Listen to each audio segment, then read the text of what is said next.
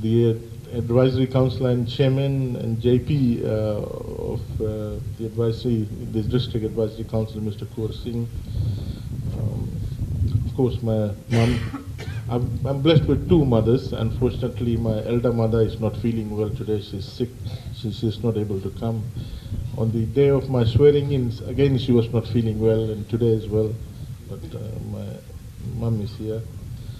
The members of my headquarters, Minister of Education, the Director of Primary, Colonel Takali,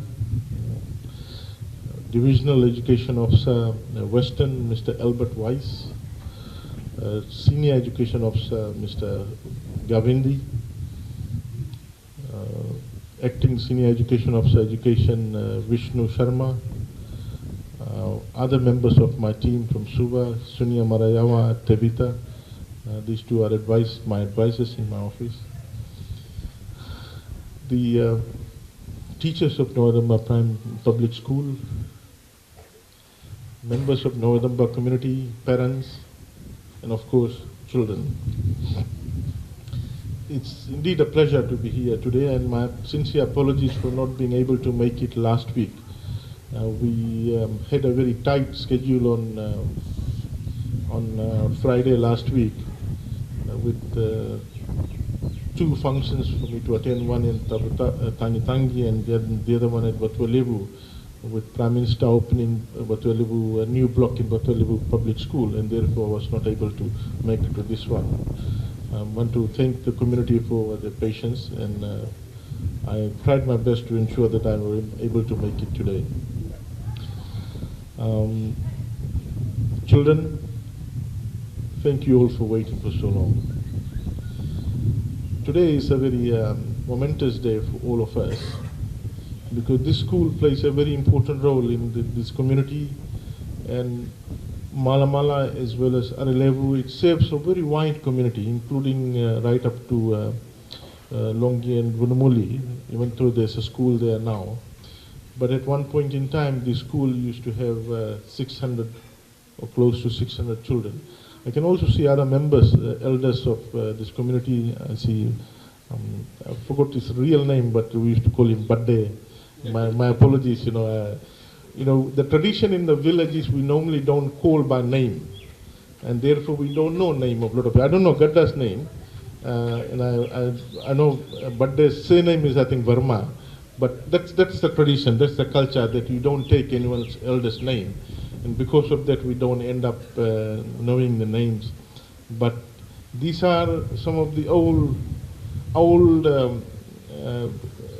people who have been the pillar of strength for this community.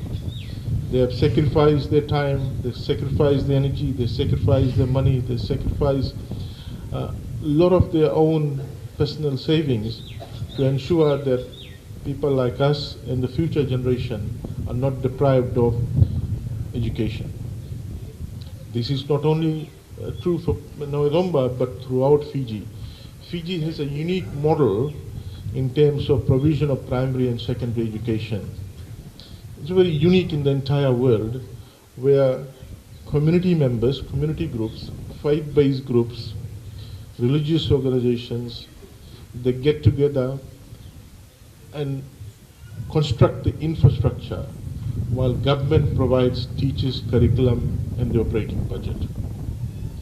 This is a very unique model, and that ensured that no area is deprived of, no children of any area is deprived of education. And it is for this reason now we see nearly all schools, except for 12 schools, all the rest are either owned by faith-based groups in Fiji or community groups. I can see in Naveen there as well. Ladies and gentlemen, I want to again, on behalf of our Bainimarama government, thank the communities throughout Fiji for coming up with this model, because at that point in time, back in 1940s, 30s, 50s, it was not possible for government to establish school in every corner of the island and Fiji. And because of that, a lot of people were deprived of education, a lot of intelligent, bright people. And communities came up with the idea that they will raise funds and start constructing the building. And this school similarly started in 1967. I think they realized that in a year's time I'll be born, and therefore they started preparing to ensure that I have a school close to my house. Ladies and gentlemen, it's a momentum occasion here to be today to see how the school has flourished from a 3-classroom building to such a large infrastructure. At that point in time, we did not have that wing. We had 8 streams of classroom following 1968, 67. We did not have the kindergarten block. We did not have some of these additional classroom that is linked to this particular building. It was just one small building. And you can see how community, bit by bit, sacrificed their earning to develop a school of this size, which is a model school in a number of ways. It is a multiracial school and always been a multiracial school. Ladies and gentlemen, the Bainimarama government is really committed towards ensuring that this crop of generation turn out to be educated when they are ready to lead Fiji. Over the last 3 decades, we have witnessed a number of turmoils and instability in the country, and one of the reasons was because people were not able to make decisions based on logic, reasoning, and have a scientific basis to their decisions. People in this country were leader-driven and they were manipulated. It is the wish of the Bainimarama government to develop a knowledge-based society where every person will rise above variables of ethnicity, religion, class, gender, and make decisions based on logic and reasoning. To get to that point, we need to have leaders in the society, citizens of the society, who are educated and will rise above these issues. It is for this reason that the Bainimarama government has decided to invest heavily in education. Throughout the world, there's ample evidence of how an educated society has transformed the entire country and economy throughout the world. And education now is seen as the vehicle towards liberating people out of social misery, as well as transforming economies to one where development is led by a rapidly growing economy. Ladies and gentlemen, you may have noted numerous initiatives by the Bainimarama government to ensure that no child is left behind in their quest for knowledge. The Bainimarama government has ensured that not only primary and secondary education is free, but also university is free.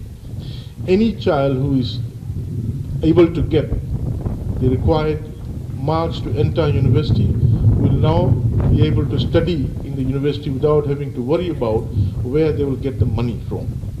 In our days, we were wondering whether we will be able to study in a university because we came from, like most of us in this village, from a very agrarian community where surplus was very little to pay for university fees. Not only primary, secondary and university education is free in this country, but ECE as well, early childhood education. From this year, no child is required to pay tuition fee. We are also providing milk and wheat bricks to year 1 children. These are the initiatives of the Bainimarama government designed to ensure that children do not face any obstacle for them to come and study at the primary, early childhood centers or secondary university. We have also ensured that no child will stay home just because they are not able to pay for bus fare. Hence, the provision of bus fare vouchers. Ladies and gentlemen, the number of reforms we have undertaken in the Ministry of Education with regard to our education system to ensure that our education that we provide is second to none. To ensure that the qualifications, the products that we produce out of our primary, secondary school system is of the highest of the quality. We have noted several issues that was plaguing our education system and therefore affecting the quality of product that we are producing, and therefore we made a number of changes. For example, removal of mark scaling, introduction of exams, ensuring the teachers spend more time in the core business of teaching, assessment, and revision rather than doing unnecessary administrative work. The Bainimarama government also this year has decided to construct or establish technical colleges throughout Fiji so that those children who have an aptitude towards technical education are able to go to after year 10 to the technical colleges. This year we've got 3, and next year we'll have 7 more in every district, so that children in that particular district can go and study in the technical college and obtain an award qualification which is recognized throughout the world at level 2 in various trade or skilled area. We're also identifying deficiencies in our system and gradually designing mechanisms to fix those deficiencies. As you know, we want our year 1 children to be well prepared, and it is for this reason that we have announced that by 2017 we want all primary schools in Fiji to have a kindergarten attached to it. And we are now have started to work towards delivering that. I also wish to announce today that we have noted that our graduates, a number of them, have issues or problems with regard to both spoken and written English. We've been grappling how to deal with that, and we note that we need to ensure that our teachers, non-language teachers, not English language teachers, are equipped with at least basic minimal level of English competency so that they can develop the students in the other subject areas which requires English, because English is the language of instruction. For this, to deal with this, next year we will upskill all our teachers through a basic training course in English language, and all of them, non-English teachers, will be required to sit for a diagnostic test. The idea is not to remove anyone from the school system, but to upskill them and prepare them so that when they're teaching mathematics or chemistry or biology or any other non-English language subject, they also have got basic competency in English, and therefore will prepare the students well in that particular subject which uses English language. So next year we will design an online-based language competency course which all teachers will be doing it free in their own time, and then we'll give them opportunity to sit for diagnostic test. All teachers will be required to pass the diagnostic test in order for them to maintain their valid teacher registration license. So as we go along, we identify deficiencies in our system, which we will then devise mechanisms to fix those deficiencies so that all the stakeholders who are involved in delivering education are ready to deliver the best education. This includes our teachers, our children, our staff in the Ministry of Education who are tasked to develop curriculum, to ensure that the curriculum is second to none. Similarly, we also have now acquired funding from the Australian government to train our managers to ensure that they are also appropriately skilled to manage schools. Unfortunately, we have found in several cases there's lapses with management or how a school is managed.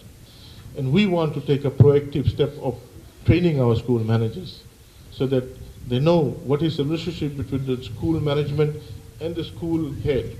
What is their duties and responsibilities? What does the Education Act provides for them and their role? Where does their responsibility cease, and what is the responsibility of the school managers, school head teachers, and how they could manage funds and other operational activity of the school. Ladies and gentlemen, it is our utmost desire to ensure that our education system is of the highest quality, so that our students, whether they enter into the local labor market or international labor market, they can compete with anyone. Gone are those days when our children who were graduating out of our high school or universities used to go outside Fiji and compete with graduates outside Fiji. We now have graduates from outside Fiji coming and competing with our graduates here in our own country. So we need to ensure that our graduates, our students are ready to compete with them, whether it's in Fiji or it's outside Fiji. Ladies and gentlemen, this place is very special to me, as the manager has said, because I was educated in this school. Memories are still afresh. When I look at this ground and I look at Atunesa, Damelbao, I used to be his ball boy. When he used to play soccer, we used to stand behind the goal, ball goes. And when the ball goes to the other side, we used to go and run and catch the ball and bring it and give it to them, you know. But a lot of fond memories of this place. And I want to thank all those elders in our society, all those who are not with us now. May their soul rest in peace. And those who are with us, I want to thank you formally on behalf of all the graduating students who have passed through, thousands of students who have passed through this school. Thank you very much, Vinaka, for your hard work and support in ensuring that, unlike you who were deprived of education because the school was not here, your future generation, your children, your grandchildren are not deprived of the basic education. But there are very few of them here. I can see, you know, as I mentioned, Badde, Gadda, and Atunesa, and manager Baladas, father Balsundram Das, and Mr. Balraj and family. All this number of families got together at that time to ensure that the school is there, and then later on other people in the villages, non-foundation members as well, joined in to support the school and the school community. Thank you very much, and I do hope that the new generation also have that community spirit to look after the school and ensure that these little children, their dreams come true. Our primary responsibility in the Bainimarama government is to ensure that every child in this country who have a dream, their dreams are known to us, their dreams are standard, and we are ready and prepared to deliver on to their dreams. This is the promise of the Bainimarama government. I want to thank the school committee, the school head teacher, and the school teachers for organizing this. Thank you, Vinaka.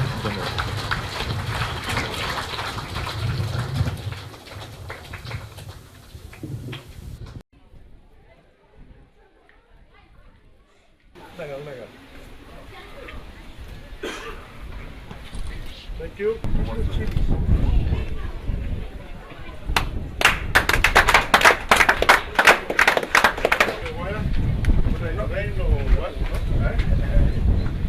When it's rain or what, eh?